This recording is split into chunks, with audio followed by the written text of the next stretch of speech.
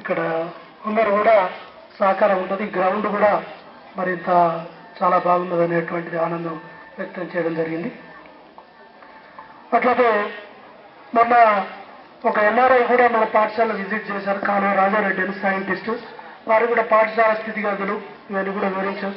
వాళ్ళని కూడా పిల్లలకి ఏదైనా సహకారం సైన్స్ ల్యాబ్ గురించి కోరడం జరిగింది. అట్లాగే మన పాఠశాలలో కంప్యూటర్ ల్యాబ్ కూడా ఉంది. 10 కంప్యూటర్లు 11 ఉన్నాయి. ఇంటర్నెట్ సౌకర్యం కూడా ఉంది.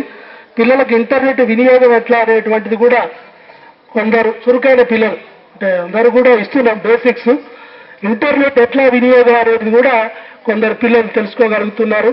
దాని యొక్క మినిమం నాలెడ్జ్ను, ఎందుకంటే ఇదంతా కంప్యూటర్ రంగం కాబట్టి మరి మన పాఠశాలలో ఈ యొక్క సదుపాయం కూడా ఉన్నది. కాబట్టి గ్రామ పెద్దలు కానివ్వండి, తల్లిదండ్రులు, పిల్లలు ఇలాంటి సౌకర్యాలు వినియోగించుకోవాలని కోరుతున్నా. పోతే ఇంకొకటి మరి ఈ సంవత్సరం మరి ఎందుకంటే ఈ పాఠశాలకు మరి మన సర్వశిక్ష అభియాన్ నుంచి ప్రతి సంవత్సరం ఒక 16,000 రూపాయలు వస్తాయి. అందులో 3500 వాళ్ళే బుక్స్ ఇస్తారు.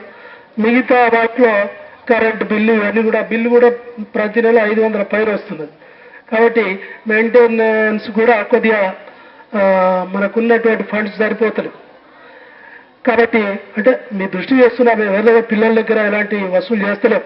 ఫీజులు కూడా అధికంగా ఈవెన్ జాయిన్ అయిన విద్యార్థుల దగ్గర కూడా ₹1 కూడా తీసుకుంటలేం. కాబట్టి మన సర్పంచ్ గారితో దీంతో మాట్లాడాం. ఎందుకంటే గ్రామస్తులు కూడా వాళ్ళకి తెలియాలి. ఎందుకంటే చాలా స్కూళ్ళలో ఏంటి ఫీజులు పరీక్ష ఫీజు అని, హాఫ్ ఇయర్లీ అని, క్వార్టర్లీ అని ఇవన్నీ కూడా చేస్తుంటాం. మేము కూడా పారదర్శకంగా ఉండి విద్యార్థులు ఎక్కువ ఫీజులు వసూలు చేయకుండా ఈవెన్ యూనిట్ ఇవన్నీ కూడా ఆన్సర్ పేపర్లు కూడా మేమే ఇస్తాం.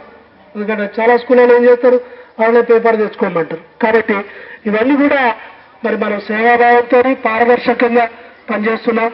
మరి మీరు కూడా ఈ విషయాలను గమనించి మాకు ప్రోత్సహించాలని కోరుతున్నాం. అట్లాగే మన సర్పంచ్ గారు మాట్లాడాలని కోరుతాం.